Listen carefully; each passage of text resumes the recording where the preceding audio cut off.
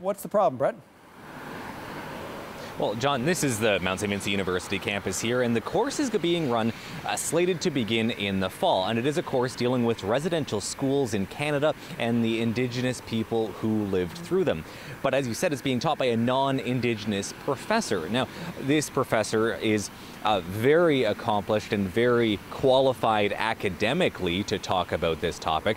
She has been studying Atlantic Canadian First Nations for years. She also has a specialization in the experience of 20th century Indigenous women, and so she is academically qualified, but some people are saying that it should be Indigenous people who are telling and teaching the stories of Indigenous experiences. And so that is the main topic and the main issue being raised here, this controversial issue being raised here for this new course that's slated to begin for the upcoming fall session. John?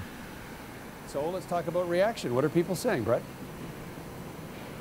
Yeah, well, reaction is split on both sides. There is a Mi'kmaq professor who works at this university who is in complete support of her colleague, saying she's qualified to do it, also saying that the act of decolonization can't be shouldered entirely by Indigenous people. Meanwhile, there's another Mi'kmaq professor at Dalhousie University on the other side of town who says this isn't appropriate and that it should be an Indigenous professor who is teaching this course, and that part of reconciliation is to offer more positions to Indigenous academics. And so there are people online who are saying that the experience is too complex and cumulative. The effects of the